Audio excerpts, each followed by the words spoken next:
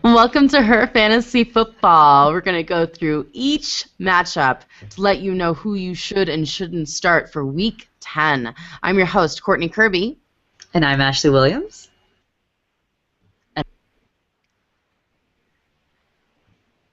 And make sure you hop over to herfantasyfootball.com to get our rankings. We do write-ups. We have a lot of fun over there. Also follow us on Twitter at herfantasyfb. You can also get some information from us on ESPNW and on Facebook /herfantasyfootball. It's going to be an exciting Week 10. We got another 6 teams on bye. Get them out of your lineups. Houston Texans, Indianapolis Colts, Minnesota Vikings, New England Patriots, San Diego Chargers, and the Washington Redskins. Yes, it's going to be one crazy week. Not so good. Not so good. No. Actually, I didn't want to rank any tight ends this week. None. They're terrible. Brand's like, do I have to rank them? I'm like, yeah, kind of. Yeah. Because you still have to play one, technically. That's what we do here. It gets crazy. I know. When you realize I'm going through my teams I've got really good kickers on all of my teams, just so you know. It's pretty exciting. You really do. I've got all the top kickers. You say it's pretty exciting? It's pretty exciting. I mean, I didn't do any write-ups about them or anything, but it's nice to know. When I do my write-ups, I always go to like 2 sections, like defenses and kickers. I'm like, did anyone from my team do anything this week? Nope. And then I know I don't have to ever check those categories again for the rest of our write-ups. Be like, yep, inconsequential. Inconsequential. Yeah. For my teams. Right. Well, this year it feels like you really have to play the matchups, though, for defense. There aren't any great defenses that you're like, ooh, I really need to hold on to them, except for Detroit. Miami. And Philadelphia's pretty decent. Who would have Miami?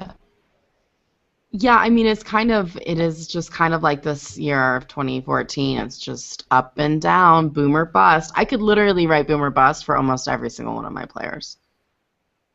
He's a boom or bust player. No, except for Jeremy Maclin. No, I don't have Jeremy Maclin.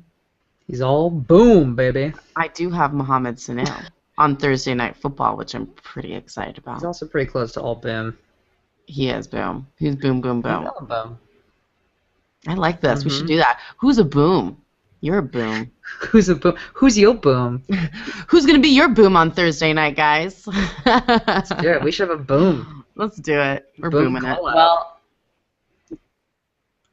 Well, Antonio Brown is the ultimate boom. That's true. I really enjoy him. Yeah, little boom boom. There's some sort of boom boom song, right? I just had the dirtiest thought. Or is that Bang Bang? I don't know what you're talking talking about. about. For Either Jessie way. J. Also, I think a little Sinatra action with Nancy Oh, yeah. Sinatra from Kill Bill. Nice. I was thinking the flip side. Oh, of it. that's the best. Yeah, with the Kill Bill one. Well, or Nancy So Sinatra. Yeah. Gosh, we're spending more time on Boomer Bust. I'm giving my the credit to Oakland her. Raiders. She's amazing. Well, that makes sense, though. All right. So Well, good. intent to get me to start talking about the Browns. Yeah, let's get into this Thursday night game. Is that what we're We got doing? the Cleveland Browns, the Cincinnati Bengals. Oh, which, by the way, at the top, though, we should tell everyone, hey, check us out on morning. All 3 of us are going to be on the Fantasy Station on SiriusXM. And then also on Sunday on the Fantasy Zone, all 3 of us. All 3 ladies are going to be in New York at the same time. It's pretty crazy. That's why we're so tired, and this is going to be a really fun show. Yeah. It's going to be awesome. We have this cool trip coming up. So, yeah, so the Cleveland Browns. Woohoo! Nice. I don't know. So here's the problem. No one is a play 'em if you got 'em, but let me tell you why. The Bengals are the weakest against running backs and tight ends, and since losing the Pro Bowl center Alex Mack in Week 6, the running production for the Browns has just nosedived. In the last 3 games, the entire running core has amassed 148 yards total in 3 games. And all of the opposing teams were ranked 20th or worst against the rush. So last week, Ben Tate rushed for 3 yards total. Terrence West had 5 carries, more than Tate. He did score a touchdown, but he's only averaging 1.6 yards per carry. Winning. 1.6. I average 1.6 yards per carry. Right. Absolutely you do. And Isaiah Crowell, the player that everyone says is probably the best out of the 3, didn't even get 1 carry last week. He didn't even touch the ball.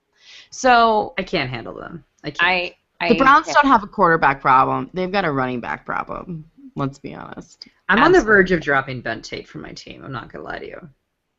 We all are. It's hard to drop a starting running back, but it's like I can't. I mean, I haven't been starting him in my lineup, but I get angry even seeing him on my bench. Pull him out of your lineup for sure. Yeah, I don't know how much trade value you can get for him, but you're right. It's hard to drop him. Because also someone else will snatch him up, and then all of a sudden he'll go live, right? And then what will he do, Brennan? He's gonna boom. He's gonna boom. He's gonna boom. But not this week. As far as the tight end is concerned, Jordan Cameron has been ruled out already for Thursday. He didn't play, concussion in Week 7. Jim Dre's his backup. Who cares? And Paul. Who cares? It's just you guys. So Andrew Hawkins, I would put him in the must call, but he's listed as questionable with a thigh or knee injury. And you may be surprised to hear this, but Hawkins is on pace for 1,000 yards this season. Atta boy. Good for him. So he is going up against his former team, and I usually love that. So he could be awesome, but his former team gives up the 3rd fewest points to wide receivers, and he's banged up. Cleveland defense also on the cusp there. You never know which Bengals team's going to show up. That's right. So boom or bust, right, Courtney? That's right. That's right. Boom or bust kind of situation. Yeah. Can I say something? I'm guessing it's a bust, but I keep smirking, and I have to just say it because otherwise I'm just going to keep chuckling to myself this show. So, we're saying we should have a segment, Who's Going to Boom on You this week? No. Stop. I know. I didn't say it. I didn't say it. You know where I'm going with it. Say it. You just said it now. No, I'm saying Who's Going to Boom on You this week's not that. I'm saying you have to always do the boom and bust combo. Think about it. Courtney got it. She's losing. We're gonna bust a boom on you this weekend, Ashley. I'm just wondering. I'm just saying. I'm just wondering. We can't I'll tell you half a segment. I'll tell you who boomed last week. Is Jeremy Hill. And he is amazing. And he's going to be a must-start until Bernard comes back. He had 25 touches, 2 touchdowns, and 28 fantasy points. Sign me up. I'm in. AJ Green. Rusher last week. I know. He's great. He did really good. And you know what? We saw that in preseason. He looked really good in preseason. I thought he was going to be a legit. I was high on Hill. I was second running back, but Bernard just had been tearing it up. They didn't need Hill, so I'm excited to see him have his chance. He's done the cold cut stance. He's got like a special spot in my heart now. Like I just root for him. I know. Mm-hmm. I've always had a thing for him. Get some cold cuts.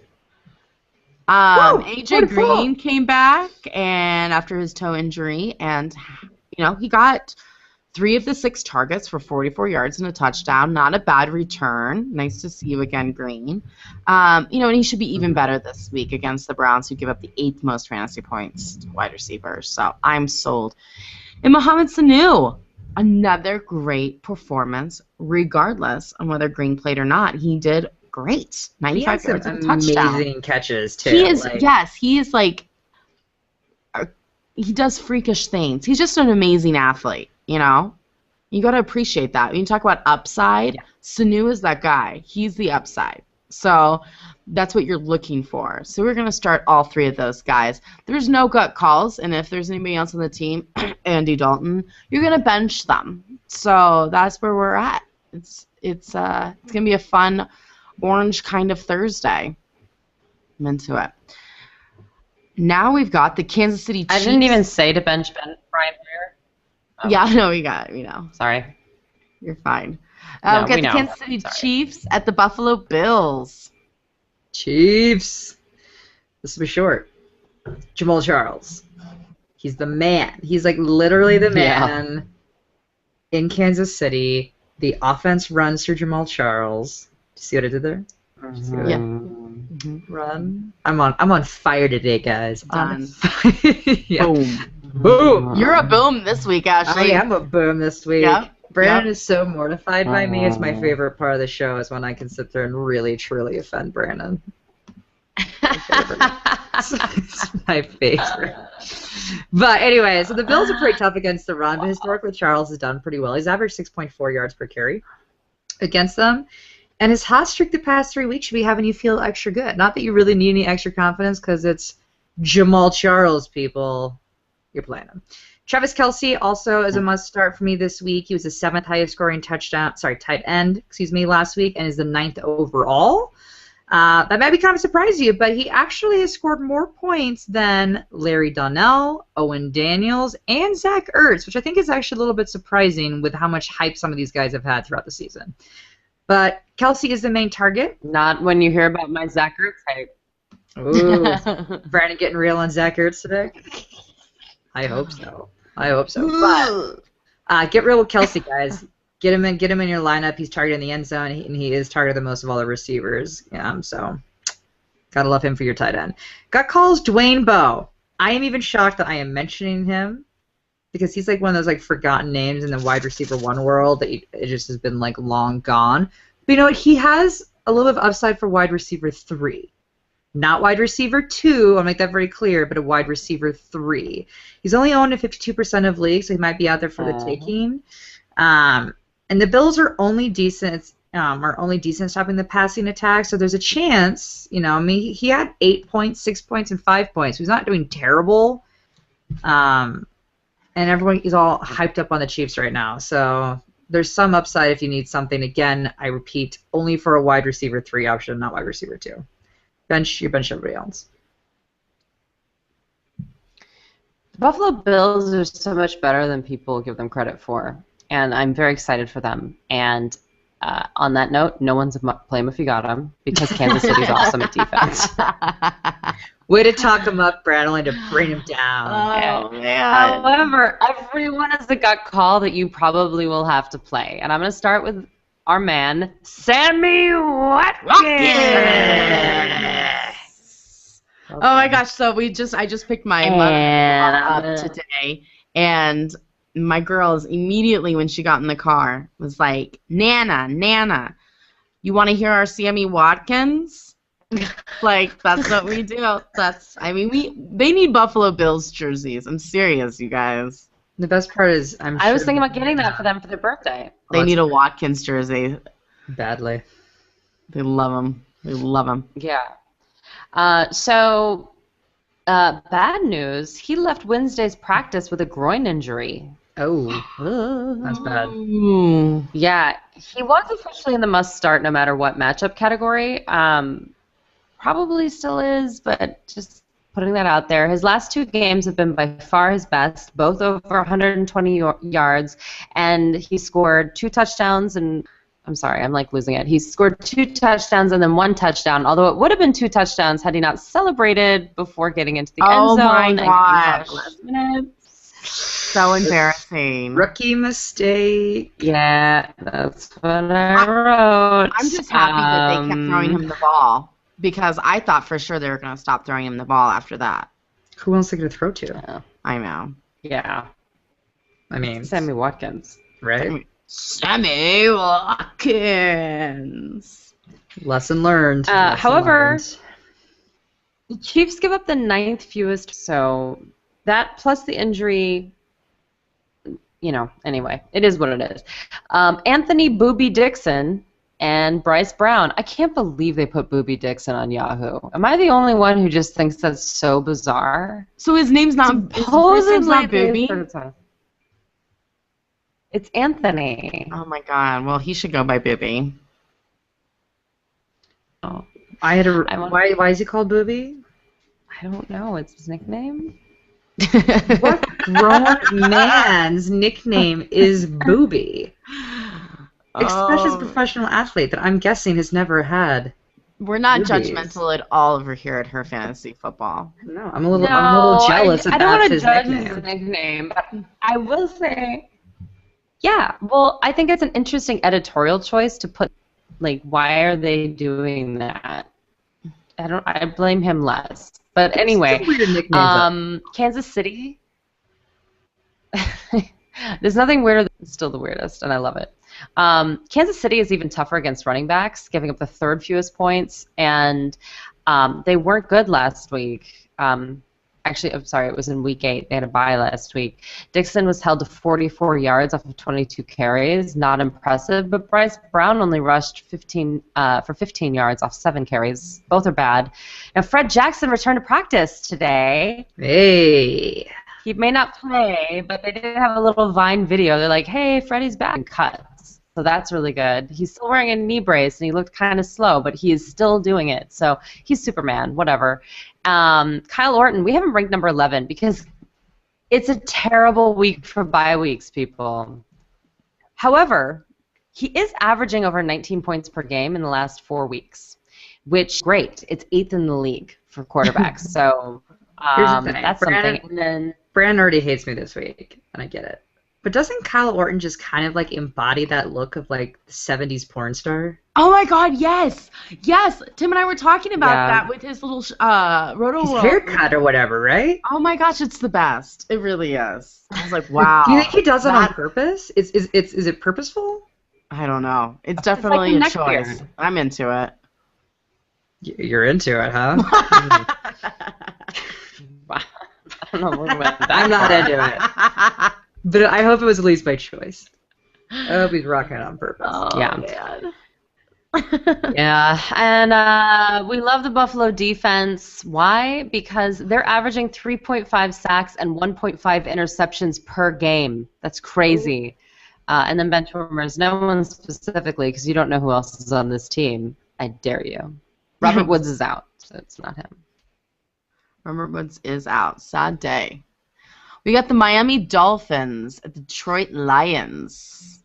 This could actually be a really good game, guys. I'm pretty excited for this one. Yeah. To be honest. Defense against defense. It's pretty cool. It is. It's like the top defenses going up against each other. Who I have as my play if you got him is the Miami defense. Here's the deal. You generally don't play a defense against the Lions because they're the Lions. And they're capable of big offense, right? But the Dolphins have been on fire. You know, like they scored 20 points against the Chargers, give up the second fewest points to defenses. I mean, they embarrassed them. They demolished. Yeah, it did. That was a Chargers explosion. It was sad. But they've had 46 points in the last 2 weeks. 46 points. That is crazy. Like Seattle Seahawks last season numbers. It's crazy town. You know, and so I'm loving on the Dolphins. Why not start them? They're the number 1 defense in the league right now. Why not play them? My gut calls are Miami wide receivers. And yes, I am lumping them all together. Because here's the deal. The Mike Wallace owners were hoping this was not going to happen.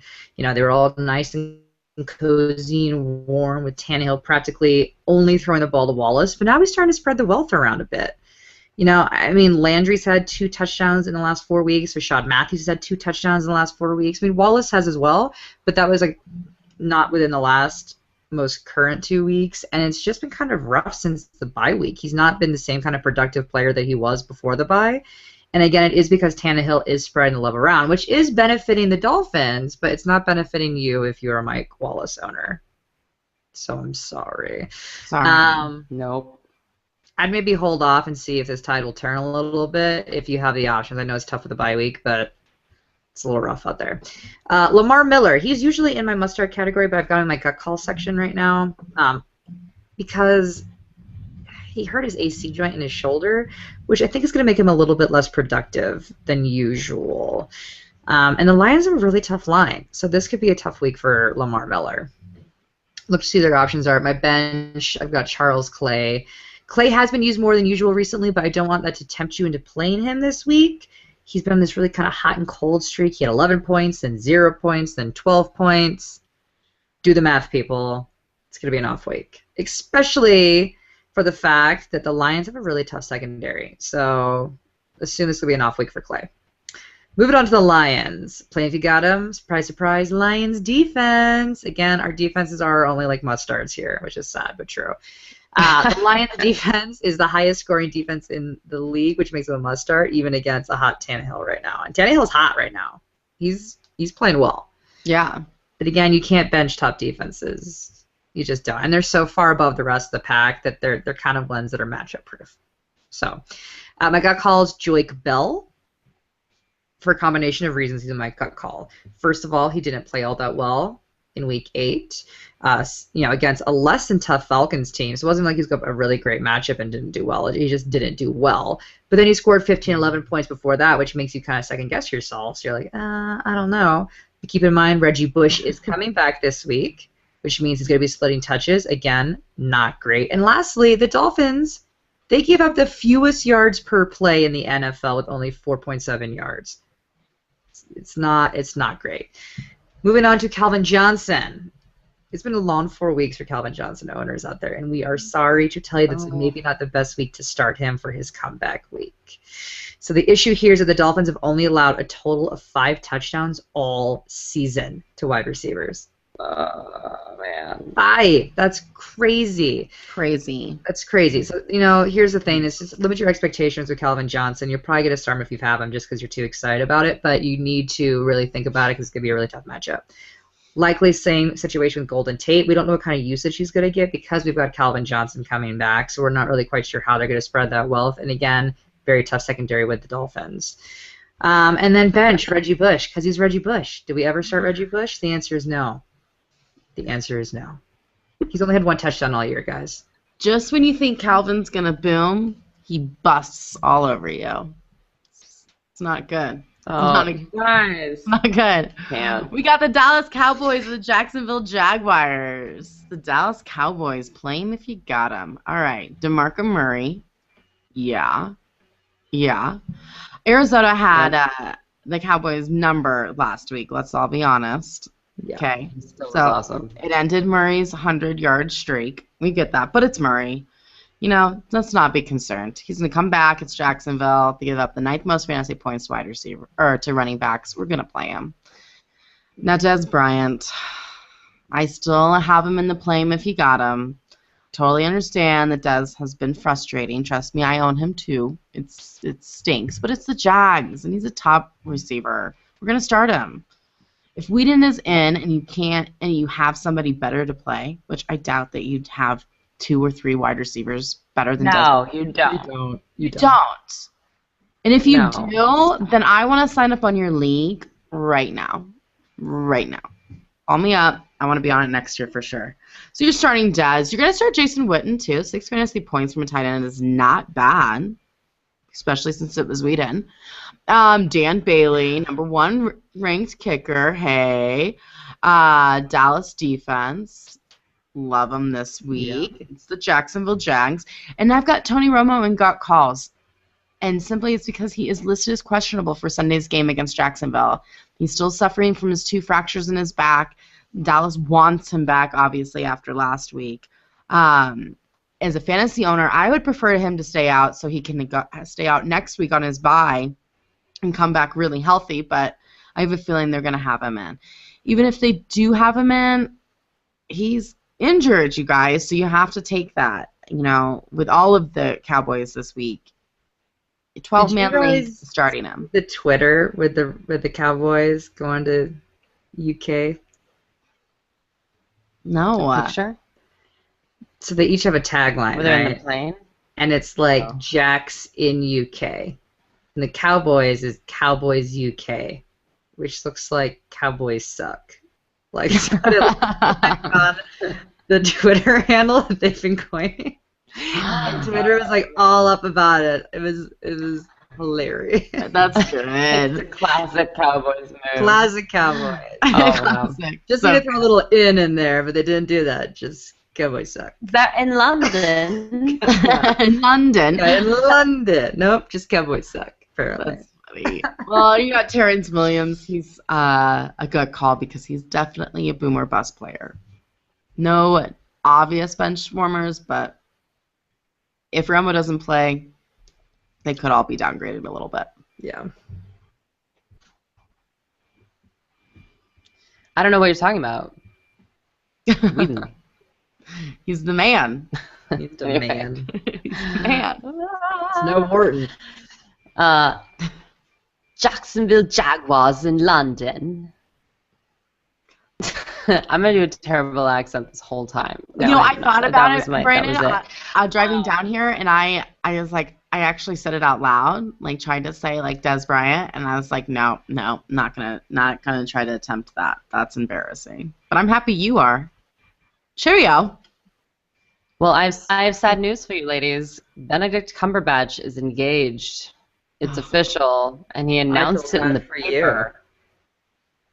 They had this racy Facebook thing about Cumberbatch and how Sherlock Holmes would do certain love scenes. And it was like softcore porn, essentially. But not. Like, everything was clean, but it was like, I had Facebook like up in a fit. This show is going down. It is saying it for years. I know. Brandon's been a Cumberbatch fan club member for a while now. Supporter? Yeah. Yeah. I know what that face looks like.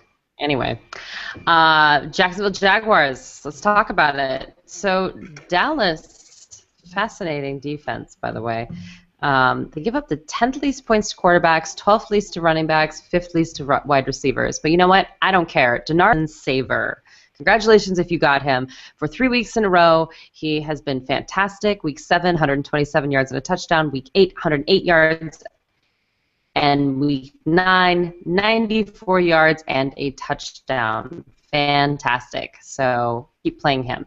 Got calls. I'm putting all the way. So Allen Robinson had his worst game since week 1 where he didn't even catch a pass. But since then, he's never been this bad, but he caught 4 passes for 35 yards. Look, he's going to bounce back. It's fine. It's just, it is what it is. Allen Hurns was the one who started the season awesome and then finally had a bounce-back game last week. He caught 7 passes for 112 yards and 2 touchdowns. And passes and 40 yards because you're in a PPR league and you just need to plug and play. I guess Cecil Shorts is your guy. I guess that's the way it is. I guess. Benchwarmers, Blake Bortles, reception. His total QBR over the last 3 games is 8.4. And just in case you're wondering, 50 is used to describe an average quarterback. Nice. Done. Awesome. Well, there we go. All done there, Brandon? Yeah, I said done, right? Yeah. All right, let's move on. San Francisco 49ers at New Orleans Saints. Great. So San Francisco and New Orleans are both me. Sorry, people. So in sad news, the running back that could have been Marcus Lattimore retired from football due to serious knee injuries. I don't know if you guys saw that. It was very sad. But you hate to see that before it even gets started. But Colin Kaepernick, this is his last week of being rated high based off of the fact that he's going up against a team that gives up the 9th most points to quarterbacks. It's a terrible week, but this is it, you guys. He has only thrown over 300 yards once, and he's only rushed for 274 yards on the season, and he has 0 rushing touchdowns. It's just not adding up. So this is the last time, but I'm giving it to you one more time. Gut calls. Okay, I don't even want to put Frank Gore in gut calls anymore. I don't know why we have to rank him high. I don't know why the industry ranks him high. He has only yards twice. He's only gotten 1 rushing touchdown all year. I mean, I think we keep thinking that San Francisco is going to come to their senses and start rushing the ball, but I'm not quite sure that's going to happen. Anquan Boldin. So last week he caught 6 passes for 93 yards and a touchdown. He's the steadiest player on the team right now. You can say what you want, you can do what you want, but that is the reality of it. And if you need points, go to him. New Orleans gives up the 6th most points to wide receivers. I'm okay with it. Michael Crabtree. The good news is that he caught 5 passes last week. The bad news is that it only went for 40 yards and he didn't score. 9 points. If not, you're just sad. I don't know what happened last week. Everyone should have done awesome because St. Louis gave up so many points to wide receivers prior to them, but they just cannot get it together. And speaking of not getting it together, benchwarmers, Vernon Davis. I ranked him number 15. I just dropped him off the map. I was like, you know what? Okay. I can't. He hasn't amassed more than 30 yards since week 2. And he hasn't scored since week 1. That means he's at 3 or less points every week. No. What? New Orleans Saints. Drew Brees is the number 6 ranked quarterback, and I would like to talk to something here, which is stop complaining, everyone. It's just I mean, no. Stop complaining. Okay. Do you know that he's been a top 40 guy, or a top 40 guy, I'm so sorry, a top 15 guy every week but one? Everyone else was like the Russell Wilsons or the whatever. The only people that have been a top 10 guy every week is Peyton Manning and Andrew Luck. Everyone else has had bad weeks. Guys, get over it. You have Drew Brees. What are you talking about? Mark Ingram. He's just red hot right now. Red hot. San Francisco gives up the 5th fewest points to running backs, so you can kind of pause a little bit. But you know, it was the 2nd game in a row with 100-plus yards and a touchdown, so not bad. Kyrie Robinson and Pierre Thomas are still not practicing, so keep with Mark Ingram. And Jimmy Graham, we have him ranked number 1 this week, but I'm telling you, number 1 is actually Rob Gronkowski. Just putting that out there, but he's on bye. So I love it. I was like, he's like actually number 2 to 4. Yeah, no. He's fabulous. He zeroed out that one game, so because he was a decoy. We told you he'd be decoy because he was hurt. But he scored, a touchdown in the last 2 games. You feel great. Gut calls, none. Why? Because everyone else in the team is on the bench, you guys. Stop playing the wide receiver Russian roulette. Stop with the other running backs. Stop the craziness. I can't take it. Love it. Love it. Tennessee Titans at the Baltimore Ravens. Heartbreak team, guys. I know every week I sit there and just think, why aren't the Tennessee Titans giving the points they should be? Nope. Nope, because there's no expectations for the Tennessee Titans. None. If they show up, I'm like... it's so hard we have to rotate teams for ESPN, and I'm like, oh, I haven't talked about the Titans in a while. Still have nothing to say. That's unfortunate. Maybe next week. Maybe next week. All right. Well, I do have one player if you got him is Delaney Walker. He's coming off a bye week, and he had a good week before the bye week, scoring 9 points. He had a bit of a rough patch with 3 games before that, but he's still the 8th highest scoring tight end, which makes him a must start, even despite the fact that Ravens give up the 8th fewest points. So temper your expectations, but tight ends are rough, so you got to start them anyway. Gut calls, Kendall Wright. Wright has been the most productive wideout on the team. But with that said, he's still inconsistent, and, now he's got to adjust to another quarterback in Zach Mettenberger. So the good news is that they did have the bye week to try to build some rapport. The other good news is that the Ravens give the 3rd most points to wide receivers. So it could be a potentially good week, but proceed with caution. Okay? Proceed with caution, Kendall Wright. Benchwarmers. Shocker of all shockers. Bishop Sankey. People... How many times do we have to say? By the way, our friend Peter Kimball was talking about how much you hate Bishop Sankey. And he's like, sometimes I'm like, gosh, Ashley, I have to play him. I'm sorry. I don't have anyone else. I know. I saw that, Brandon, you put Bishop Sankey in your lineup, and did you see I smack talk? I was like, Bishop Sankey. You still. I was desperate. I was if playing if you're desperate, I get it. But the problem is these people that are asking us Twitter questions are saying ridiculous stuff like, who should I play, Mark Ingram or Bishop Sankey? I was just going to use that exact same example. I think we saw the same tweet. And I'm like, you're crazy. What?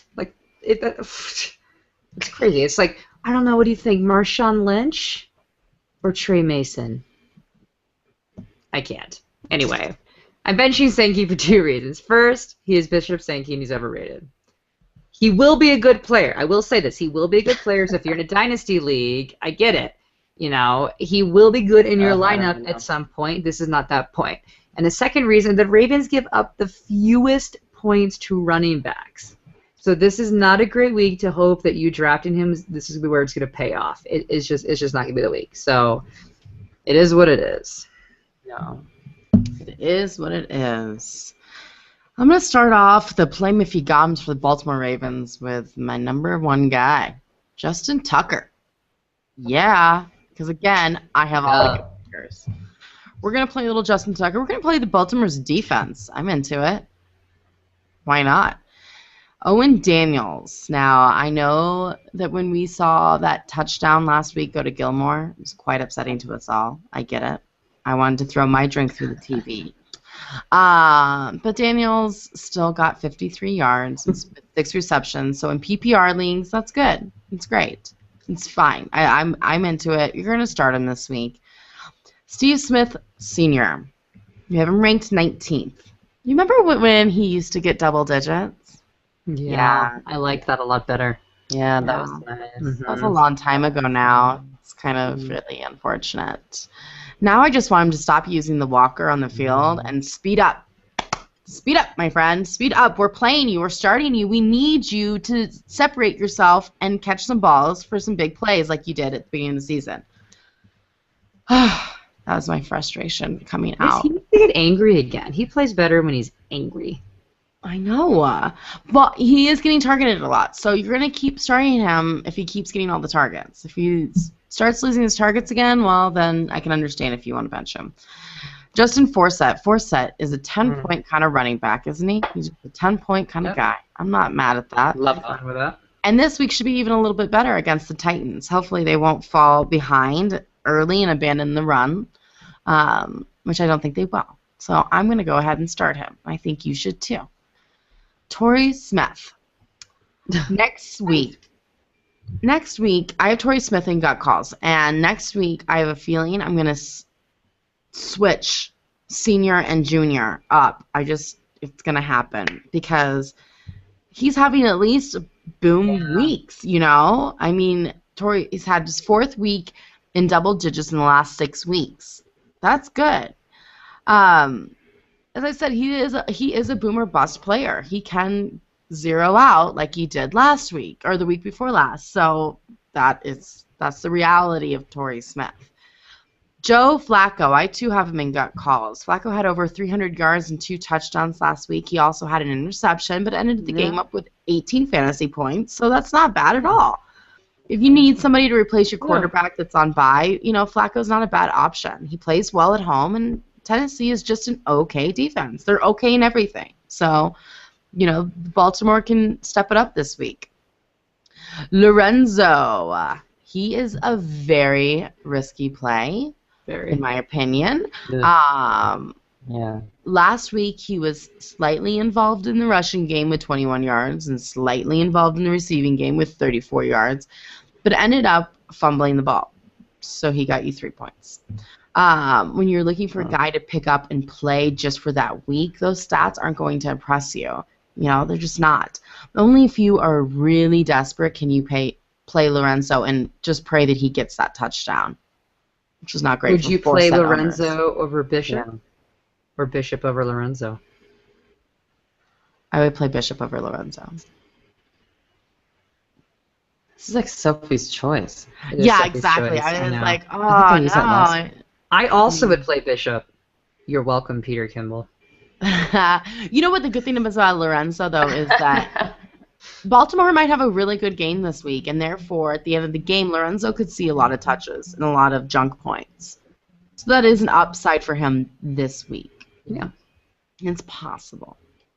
All right, we got the Pittsburgh Steelers at New York Jets. The Steelers are back, guys. Steelers are back. I'm playing Ben. Yeah. Yeah, you better be playing Ben. This is 2 weeks in a row that he was the highest scoring quarterback with like crazy high points. It wasn't a 44-point game, but it was 35 points. And he is hitting his stride. He's like mid-season. He's skyrocketed the ranks. He's not the 3rd highest scoring quarterback for the season. Do you know that? Amazing. It's crazy. And all signs point to another fantastic week as they're going to be playing the Jets, who give up the most points to quarterbacks. Amazing. The absolute most. So expect big things from Mr. Big Ben again this week. Le'Veon Bell, he is a must-start, as you already know. But what is really interesting about Bell that I looked up this week is that he's a top 5 running back, right? But he's actually only rushed for 1 touchdown this year. All the rest have been from passes, which is really interesting as a rusher, a running back, only one that's technically a rushing one. So he's kind of that perfect new age hybrid running back that is fantastic out of the backfield, that is great in the receiving game. I mean, this makes him a huge commodity. So I love Le'Veon Bell. You should love Le'Veon Bell. He's consistent points. He's solid. Martavius Bryant. Yeah. Yeah. Love him. He's I only picked him up in the. Yeah. Well, he's only played 3 games, and he has scored 5 touchdowns in 3 games, and an average of 15 points. It's crazy impressive numbers. Crazy impressive. And Big Ben has found this like bright, shiny, new little, toy that he likes, and he's going to continue to go to them. And the Jets secondary is less than impressive, so Bryant's incredible run should continue this week. Same with Antonio Brown. So what's really exciting about Brown is that he's still the workhorse of the team, but now the corners need to focus on Bryant as well, which is good, is freeing up Brown. So you might actually think that, Ben's infatuation with Bryant would be a problem for Brown, but it is actually quite the opposite and working out in Brown's favor, because he had the most yards he had all season long this week, and he had the most catches. Winning. This is fantastic news for Antonio Brown as well. And then Marcus Wheaton, he's done well the last 2 weeks as well here. So, I mean, I get it that Ben Roethlisberger's been on fire and that everybody's been catching touchdowns. I get it. But we don't know when Big Ben's going to slow down. Maybe he won't slow down. And Marcus Wheaton is kind of flying under the radar. He's only owned in less than 15% of leagues right now. Wow. Something to think about with a kind of a rough bye week. So I like him. And while we're there, Heath Miller. Why not? Why not? Even Miller's, he's been a little all over the board this year, for sure. He only had 1 catch for 14 yards last game. But the Jets do give up the second most points to tight ends and 11 touchdowns, which is the most in the league thus far this season. So Ben, I'm going to predict, should be able to find Heath Miller in the end zone this week. Nice. I'm benching nobody. They're playing the Jets. The Steelers are on fire. You're playing everybody. Nice. So this week, actually today, a plane carrying the banner "Fire John Idzik" flew over Jets practice today. So that's sad. Oh, nice. Yeah, it's getting brutal over there, people. Getting brutal. However, there are 2 must-plays. There are 2 play 'em if you got 'ems, and their names are Percy Harvin and Eric Decker. Yeah. Now, I'm going to blow your mind here. Okay. Last week, Percy Harvin caught 11 passes for 129 yards. Eric Decker caught 9 passes for 63 yards and a touchdown. This is while playing on the Jets. This is happening. They're still Jets players, what you're saying. It's like unbelievable. So, listen, Harvin had 13 targets, Decker had 12. They're equal partners. It's fantastic. Play them both every week. Great. Got calls. Chris Ivory, Chris Johnson. Chris Ivory imploded last week. It was a tough run defense, but still, it was just a very bizarre game. He only rushed for 22 yards. Chris Johnson rushed for 69 yards and caught 2 passes for 32 yards, but I don't think that's going to happen again. They're both kind of...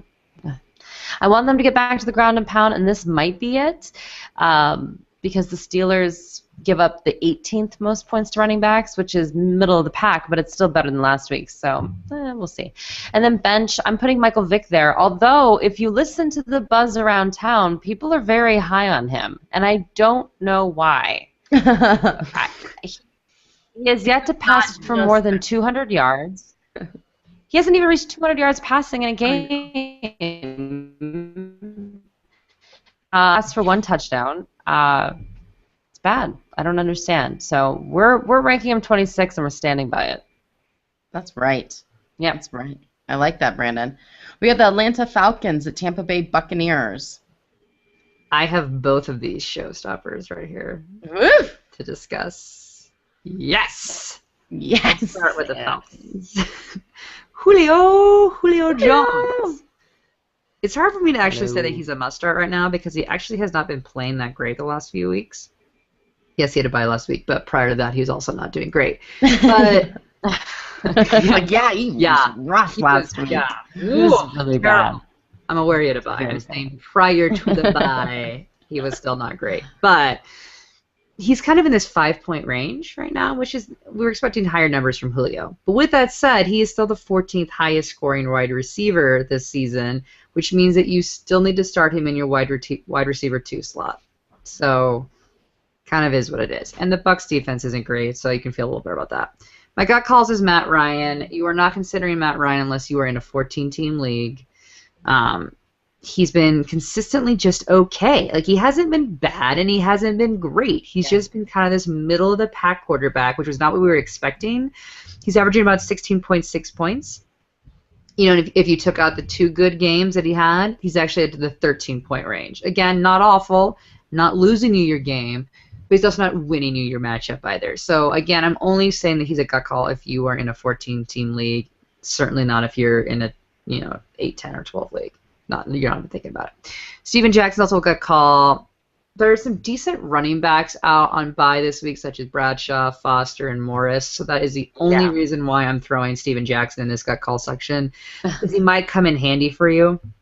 The thing about Steven Jackson is it's this like picture-perfect nightmare of a fantasy running back because his inconsistency and the fact that he gets the bulk of the workload, but the Bucs line is, nothing to write home about, but he still has not been super productive other than week prior the bye, which he had 12 points. So there's a chance because the Bucs really bad line, but again, temper your expectations, but you probably need to use somebody like Steven Jackson to fill the void.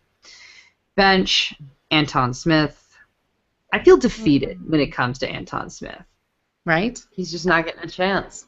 He's not, and I've given up hope that the Falcons will use him more, despite the fact that he actually has the most fantasy points of any of the Falcons running backs. But he has to be benched now, as his last 2 games he only produced 1 point combined. So his hot streak is over. The Falcons still refuse to use him. They still refuse to increase his production. So he pretty much at this point honestly needs to be dropped from your entire team because we're entering the last few weeks before the playoffs kind of come up here, and you can't have dead weight like that on your team because there's literally no chance of him seeing more touches. It's just not going to happen.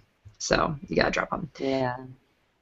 Tampa Bay, Bobby Rainey. He'd be a fantastic pickup for you if you have not already picked him up. With Doug Martin out, Rainey's taking the whole of the reins here with the run. He rushed for 87 yards. He had 19 touches. He scored 11 points last week. And get even more excited this week because the Falcons give up the most points to rushers. So this is the best possible matchup week you could have with him. I understand that Charles Sims might get some looks, but don't let that fool you. Rainey is still the featured back right now, so don't hop on this Charles Sims train and be like, "Oh, this is me getting Charles excited." Sims. I thought you're getting excited. You should also keep those excited little fingers out for Mike Evans. Woo! Love Mike Evans. Yes. Well, what are we going to do now during that quarterback change? It's awful. We're getting there. I mean, I still like. Is he going to do the same with Josh McCown? I think that he's proven himself, and I think that he's getting comfortable as a rookie in his routes. He's getting more comfortable with the offense. I'm not as concerned with the quarterback change. I'm not even addressing the quarterback change because you weren't playing Glennon, you're not going to play McCown. So. Yeah. But I still think Mike Evans is a legit pickup. Last week in particular, he had 2 touchdowns and 124 yards for 24 points. Don't expect another 24-point game, especially with the quarterback change. But he was finding success downfield with Glennon. I think McCown could see something similar. And so we'll see what happens here. And I'm not convinced that McCown's going to be the starter, to be honest with you. But we'll see. He is this week. They announced it, right? Yeah, but I'm not convinced, moving down the road here, he's going to be. Well, I hate quarterback controversies. I am on record, and I will stand by that. Just stick with the people. Stick with them. Yeah, McLennan was doing okay, so, we'll see. Between that and Fitzgerald losing his job, I'm very cranky today. Vincent Jackson. Owners have not been happy with him. And rightfully so. So he's been very consistent over the last few years, but this year he's been nothing but hot and cold. he was a bit better last week, and he's got a favorable matchup with Atlanta, who give the 9th points to opposing wide receivers. So keep your fingers crossed if you are a Jackson owner. But if this season has taught you anything, it's you certainly can't expect big numbers. You just have to be thankful if he puts them up for you. Yeah. My bench is Charles Sims. Sims has yet to play, so there's absolutely no reason why you should think about playing him. For to be honest, is he talented? Yes, but he is still a rookie who has yet to see the NFL field. So let's drop the Sims talk for now. Done. Love Done. I'm into it, Ashley. You know what? I'm just going to let you keep going. Because it's Yeah. the Denver Broncos, the Oakland Raiders. Broncos. Broncos, what happened? You're obviously playing Peyton Manning. Although, can we just say last week's game was so distressing? I didn't even. Ugh. I didn't think it was that bad. I penciled in these losses, Seattle and New England, and I feel like No, I agree. I thought we were going to lose. Everyone's like, "Are we going to win this game?" And I was like, "No, no. I didn't we're think not I'd going win to win in anyway. Foxborough. There's no way. We're not going to." Still threw for over 400 yards. It's not like he stunk it out. He wasn't fabulous, like winning fabulous, obviously, because he didn't win. But I mean, you know, I guess, gosh, you know, the NFL is so even now that I don't get as upset about a loss. Remember back in the day when you'd be like, "What, a loss?" Now I'm just like, I actually, this sounds terrible, and I said it to a lot of friends, because obviously we're Broncos fans, and they looked at me like I was crazy. Not ruling that out either. But I was like, I kind of hope we do lose this game, yeah. because I feel very confident that we're going to see them in the AFC Championship, and it's so hard to beat a team twice in 1 year. It's so hard. Yeah, Patriots, you hear that? Yeah, so I would much rather lose now than that. And of course, I had my friends send me like this article, cold hard facts about how Brady's better than Manning's, and I'm just like, come on.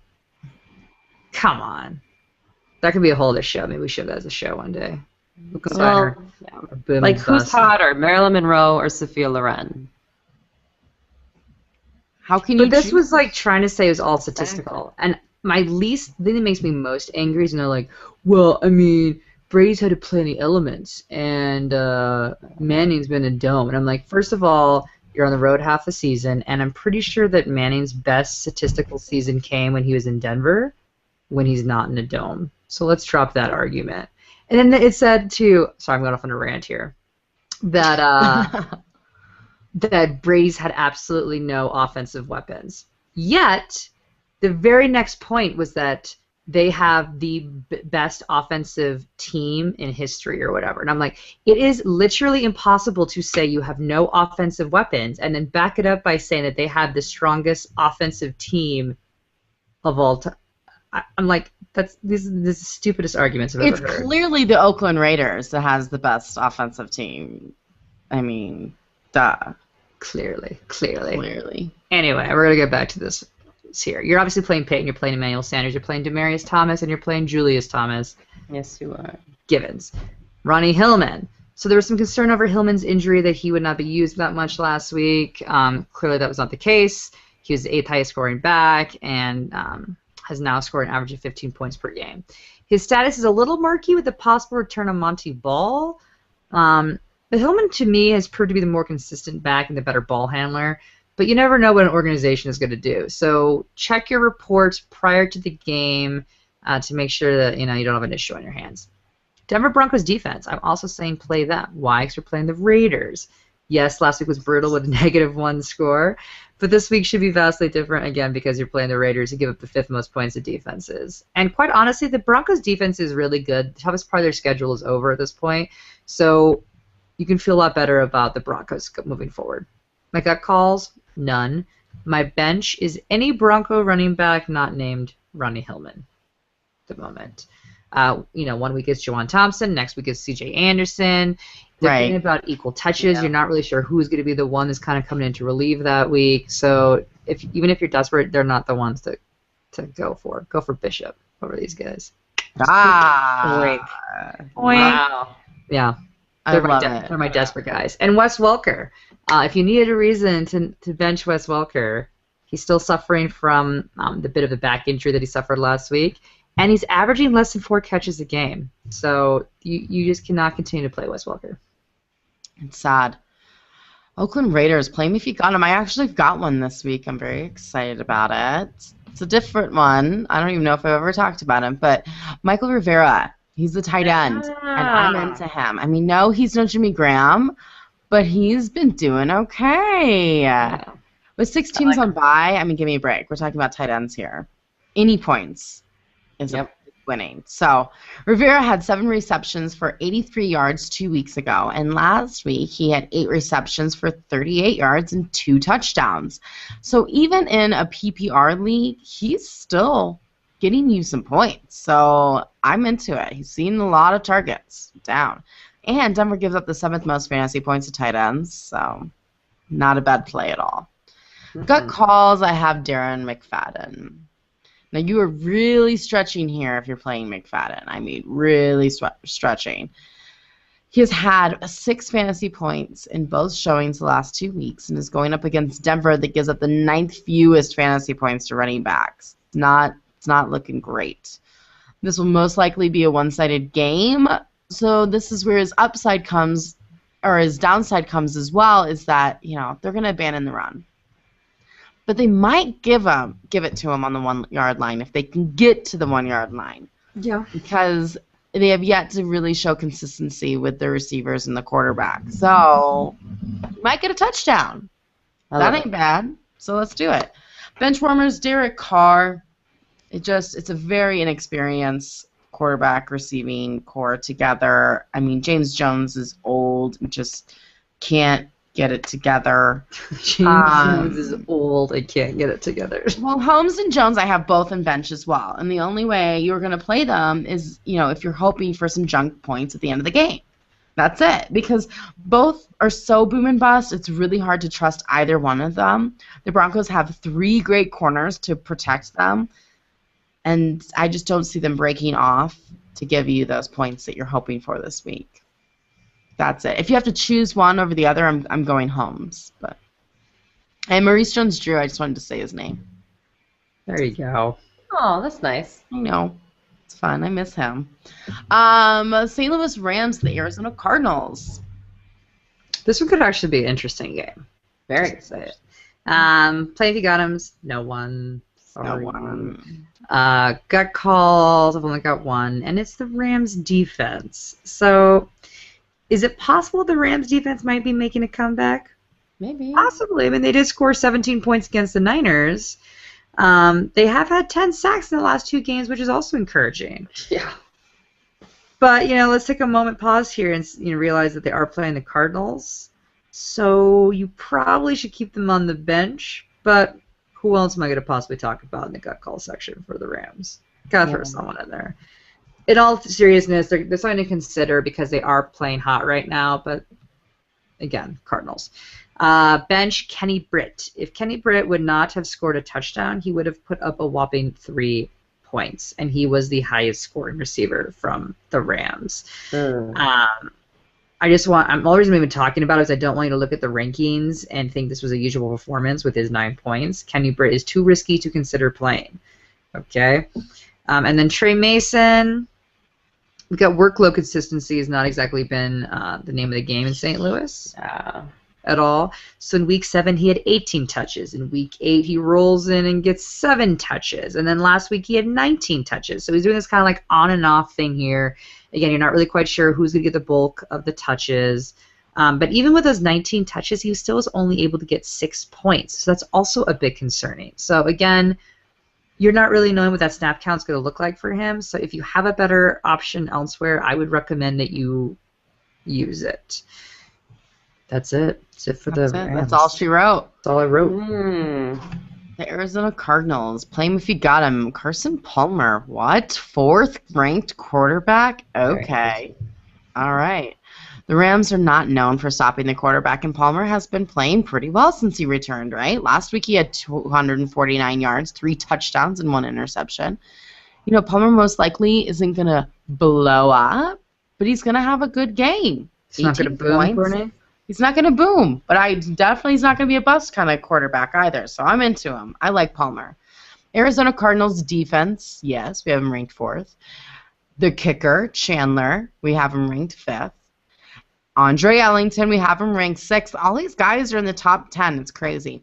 Ellington had almost 20 fantasy points last week. Awesome. This is the 5th game of the year with double digits and his 3rd game over 15 fantasy points. This is a tough matchup. They are, St. Louis is good against the run, but I really like him regardless. We're going to play Andre Ellington. And because we're playing against the Rams, I'm going to put Larry Fitzgerald and Michael Floyd and start them because it's the Rams, and you know that Floyd's just going to have a huge game if you don't play him. I'm not playing him. Okay, I am playing him. I've taken him in and out of my lineup like 4 times. I can't do it. Like, I bench him, and then I'm like, okay, you have to play. No, I'm going to bench you. It's like it's constant in my head. It's not healthy. But listen, they are very inconsistent players, but it's the Rams. I like the matchup a lot. Yeah. Gut calls none. Bench warmers, the tight end. No name needed. We have the New York Giants, the Seattle Seahawks. Okay, Giants, play them if you got them. Hey, Larry got a touchdown last week. Winnie. Your husband almost beat me. I know. He had, it was like the last moment. That's who my husband had left was Larry, and all he needed was like what, 1 more point? Yeah, just 1. Yeah. And Larry didn't pull it off. But yeah, I mean, he did get a touchdown, 25 yards. So I like him this week too. Seattle struggles protecting the tight ends. It's the only position that they struggle doing. So you might find the end zone again this week. I have Odell Beckham Jr. in play him if you got him. Beckham had 156 yards last week and a blowout. I mean, Indianapolis blew the Giants out, if you didn't catch it. This is not the best matchup against Seattle's corners, but Beckham has speed. That man's got, he can break away and make big plays. Crazy hands. Crazy Did you hands. see his pre-game warm-up where he's doing, like, oh my God, the one-handed catch with, like, the crazy, like, whip motion? And his hair is fabulous, too. I mean, best hair in the NFL. I mean, other than Andrew Luck's neck, he's got the best hair.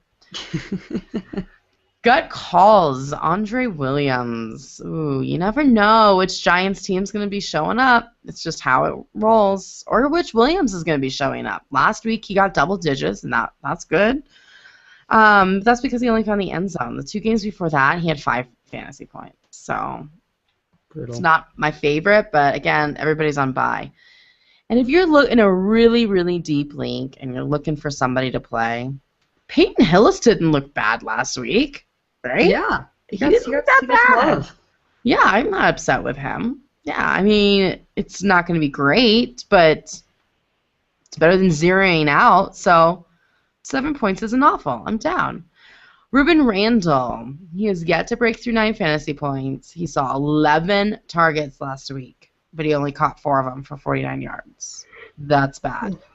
If 4 points is enough for you, then play him, but it's not enough for me. Not risking that one. And Eli Manning, we got to bench him. Seattle gives up the 7th fewest points to quarterbacks, and it's Eli. And he's inconsistent. He had good games. He had bad games, but I would try to find somebody with a better matchup. That's the deal. That's the deal? That's the deal. Seattle Seahawks. Here we go. Play them if you got them. Get to Brandon's notes. So Brandon has had some issues with her internet, so she dropped off the call. But who she's playing is Marshawn Lynch, number 3 ranked running back. Yeah, so the Giants have the 8th most points to running backs. So look for some more gooey fantasy goodness from Marshawn Lynch. Yeah, I like that too. Nice. He's gonna boom gooey on you. Just because Brandon's offline. Glaring you down right now. I'm so glad you said it, not me, because I'm always the one that gets the hate looks. Shh. People listening, don't tweet that. gooey fantasy goodness. So good. Yeah. Well, Who else? Who hopefully else get that are from playing? Russell Wilson is too. So after starting the season red hot, Wilson's last 2 games have disappointed their owners. So hopefully this doesn't mean that the defenses have figured him out. It's possible. But, last week he only passed for 179 yards, no touchdowns. But the Giants do get up the 13th most points to quarterbacks. So there is hope there. And then Seattle defense is ranked number 5 this week. You want to play the defense against the Giants. It just makes sense. Go for it. I don't know why you wouldn't. And then Stephen Hauschka. Start him as well, the kicker. Again, we give kickers love here, so why not? Yes, we do. Yeah. Gut calls, Doug Baldwin. So Baldwin suffered a groin injury last week and didn't practice today. So you can only trust him in a PPR league. Last week, he caught 5 passes for 38 yards, which is, not ideal. But the good is that since Percy Harvin's departure, he's caught at least 5 passes. So there is opportunity for him for some growth there, and that he is kind of the go-to guy at the moment. As go-to as any Seattle receiver could be, I suppose. Sure. Bench is everybody else. Don't try to play the guessing game, and no one trusts tight ends. No one else, huh? No. Wow. That's what she's got. The Seattle Seahawks, man, I feel like what a different They're year, but downward things- spiral right now. right? But yet I feel like they're still playing really well. Does that make sense? I don't know. I feel like they're still a good team, but man, they're just not winning. Not winning. All right, we got the Chicago Bears at the Green Bay Packers. Chicago Bears. Green Bay gives up the 20th most fantasy points to quarterbacks. That's, that is what it is. Yeah. But here we're going to do. We're going to play. We're going to play Matt Forte. We got him ranked 2nd. Hey, why not? I like him. Last week the week before his bye, he had 114 yards and a 2-point conversion, which is probably the best out of anybody else in Chicago when they got blown out by New England. Let's see here. Jay Cutler, we have him ranked 9th. Wow, there's a lot of teams on bye. Right. He's the boomer bust player. The week before bye, he got 21.5 fantasy points, but the week before that, he got 7.9. So play him. Just know that, that's going to be a little dicey. Brandon Marshall, obviously. We're always playing Brandon Marshall. Alshon Jeffrey, we too are playing them. And Martellus Bennett, we have him ranked 2nd, playing him. Both him, Bennett, and Marshall are probable, but they're going to play. We're playing against Green Bay. This is like one of the best games. And you're going to bench Chicago's defense because we're playing against Aaron Rodgers and Jordy Nelson. Jordy Nelson's the man, right? So that's my feeling. Ashley, what do you think about the Green Bay Packers? So Chicago gives up the 4th most points to quarterbacks, and 20th most points to running backs. 16th most points to wide receivers, and the absolute most points to tight ends. They're really good. They're really good. Really good. So what does this mean? This means all good things for the Packers, right? So Jordy Nelson, you're playing him, obviously. And then we've got Eddie Lacy. We got him ranked 11th. Eddie Lacy's been kind of one of those up and down players. People have had some pretty polarizing feelings about him, but the reality is you have to play him. He's still a top guy. Yeah. In week 8 and 7 before their bye, he got double digits. He had 18 points in week 8 against New Orleans. So let's do it. Yeah.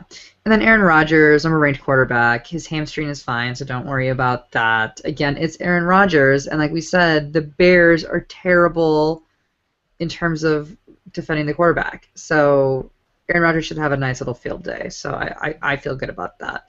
Gut calls with Green Bay defense. I do think the Bears have a bit of a bounce back. We've got them ranked 12th, so they're kind of on the cusp there, depending on the size of your league.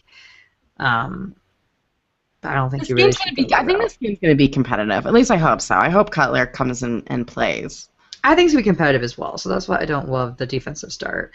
Or this could be the week that Cutler falls down and says he's hurt. This could be the week too. You never know. It's always a possibility. But he's been doing pretty well this season in terms of sticking with it. Yes. So we'll see. Again, they give up a lot of points to the tight ends. So Andrew Corliss and Richard Rodgers have been ranked 18th and 36th. So obviously Rodgers is not a high rank, nor is Corliss. What did we say they give up? The 17th most points to tight ends. They're kind of a middle of the pack team there. Something to think about, but you've got better options. As sad as that is, So they give the absolute most points to tight ends. Oh yeah, I looked up at the Bears. Sorry, yes, they give the absolute most points to tight ends. Yeah, yeah. So and even then, I still don't love either of these options. No, it's not Devontae Adams is another boomer bust player. We have him ranked 43rd. I think he'll actually do pretty well this week. So think about him, and then James Starks is another option. We have him ranked number 40 because he's been kind of coming in on some goal line looks because of Eddie Lacy. So he's one of those players that if you are in a little bit of a bye week situation and you need to take a flyer on somebody, he's a good option because he does at least receive touches, consistent touches throughout the game. Yeah, I mean, he consistently gets you 7 fantasy points. The last 4 games, he's gotten you 7 fantasy points. Yeah, I mean, you can't be upset about that. No, he's consistent. I mean, he's not that starting back, but he's a fantastic flex option, or if you need to, your RB2. Yeah, his production's pretty consistent. His targets, are all over the place. I mean, 3, 4, 8, 1, 9. I mean, that's why it's hard to play somebody like Devontae is because you just don't know how they're going to use him. But I suppose, I mean, as long as he gets in the end zone, if he's going to get that one target, then I'm okay with that one target. Yep. All right. Carolina Panthers to Philadelphia Eagles. Carolina Panthers. Play them if you got them. Oof, man. What is going on with Cam Newton? Can we just talk about it? What is going on with Cam Newton? It's like so frustrating, but anyways. We've got Calvin Benjamin 12th. We have him play him if you got him. Why can he not catch the ball in the end zone, though? Why? Why is this happening? It's like the second week he's done it. He still is the only receiver for Carolina, so he has to be playing. You have to play him, and he has huge upside. I mean, he's great. Philly also gives up the 4th most fantasy points to wide receivers, so just play him. So Cam's is a tough call. We have him ranked 7th, and he should be that good, right? I mean, he should, but you would think so, but I don't know what his. Yeah, I just don't know what his deal is. You can't not play him, though. No, you can't. He's had no touchdowns in the last 2 games and has had an interception in the last 5 games. So that's a fun stat for you to think about. Or not think about because you want to cry yourself to sleep. Because this is a great matchup. Yeah, that's exactly. Yeah, this is a great matchup against Philly, who gives up the 4th most fantasy points to quarterbacks. So, Newton has only had 1 great game and 1 okay game this season. Really. That's bananas. He's always finished in the top 4 quarterbacks in every year he's played in the NFL. And it's crazy. Imploding. Yeah, it's crazy. There's something going on. But I'm just so you guys all know, I'm playing Newton this week, so let's all pray to the fantasy gods that Cammy has a good game. I need it. Praying. Praying, a lot of praying. Greg Olsen, we have him ranked 4th. Olsen has struggled the last 2 weeks with only 4 catches in total for 46 yards. Bananas. It doesn't help when the quarterback has been struggling too. So let's not just put the blame on Olsen. He's been doing a lot of blocking and whatnot. But Philadelphia gives up the fewest fantasy points to tight ends. Not seeing him having like a huge bounce back week. That's why he's in gut calls. But we have him ranked 4th, and he's Greg Olsen, so most likely you're playing him. Yeah. You know who you're benching is all the running backs. Just all of them. always and forever. D'Angelo Williams. I just can't support these guys. I would rather start Bishop Sankey. Ooh, I would too. Ooh. I would too, Courtney. Yes, right? It's a Bishop Sankey kind of week, people. It's what it is. I hate that's the barometer is like just how much you want to start someone as well. Right. I'd even play Bishop over him. It's so bad. So bad. I would even play Bishop over him. It's really bad. Philadelphia Eagles. Dun, dun, dun, dun. Carolina's defense is not so good this year.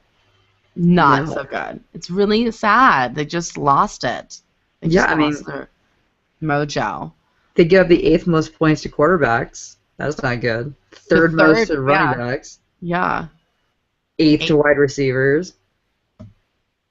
It's not pretty. And then they're okay with tight ends and defenses, but, you know, it's the Eagles, so that doesn't really matter. McCoy's coming back on right now, though. So, I mean, he scored 11 points last week and 9 points the week before that, which is better than what we were seeing beforehand. So, you know, we have him right number 5, so you got to play him. Macklin's a beast. A beast. Beast. 27 points last week, 30 the week before that. He's on fire right now. On fire. He looks great. He's really stepped into that role. I mean, you can see now why it is that they felt comfortable getting rid of Deshaun Jackson to have Macklin kind of be the guy. Like, you get 27 fantasy points with Mark Sanchez as your quarterback. Mark didn't play that bad.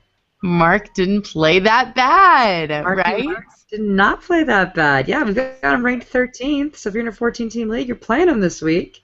He's in our gut call section. So last week was kind of like the week of like backup quarterbacks coming in. Sure. And doing pretty well. So, you know, I like that. Darren Sproles got ranked 28th. He's just playing okay. Nothing fantastic, really. I mean, what note did Brent? Well, he just got back, I mean, from an injury. So, I mean, yeah. And he only had 7 touches last week after sitting out for the injury. So, I mean, they're working him back in. So, again, that's why he's kind of in this gut call section. Jordan Matthews, someone to think about, though. We got ranked 44th in wide receivers. He's pretty low on that list for me if you need someone. Yeah, you're right. But they give up the 8th most points to wide receivers. So if you need a reach, Matthews might be your guy this week. It's not a bad reach. It really isn't. No. But it's someone to think about. And again, they are having an extra week of practice with Mark Sanchez as well, you know, so that helps too. And then bench Zach Ertz. I'm a little sad. Brandon said you had a whole rant prepared to tie the show with Zach Ertz. I'm a little bummed about it, to be honest with you. But yeah, I mean, he really has not been as productive as there's a lot of hype, and he came out really hot and heavy, and then it's just been kind of like, wah, wah. Oh my gosh, he's the worst. Yeah, you're right. He had over 13 points the first week, and then 8 points. You're like, okay. You're like, all right. Then 1 point, then 2 points, then 3 points. I mean, we're going in the right direction here, but not very quickly. And then in week 6, he has another good game with over 10 points, and then, bam, goes on by, comes back, 4 points, and then 0.4. 1 reception for 4 yards. What? Not okay. No, Ertz. And it's tight ends we're talking about, people. Our standards are very low for tight ends. Very low. Very low. And he just can't get it together. It's really, really sad. Boy, that's what you're looking for this week from them. It's exciting. I'm really excited for Macklin. I'm happy he's doing so well. Unfortunately, I don't have him in any of my fantasy leagues. My bad. But I'm still excited for him. Yeah, it's good. It's wonderful. Well, guys, again, Ashley and I are going down to New York City. We're going to be on SiriusXM Fantasy Funhouse on Friday morning. So check us out there, and then we'll be on DirecTV's Fantasy Channel. We're very excited. It's going to be a lot of fun. You can always find us at herfantasyfootball.com for our rankings and write-ups, or on ESPNW for our short little video and our 10 predictions. Also, make sure you chat with us on Twitter at herfantasyfb. We love you guys. Hope you all have a great week 10 with 6 teams on bye. I know everybody needs luck. So good luck, have fun, and win. Till next week, no more faking it.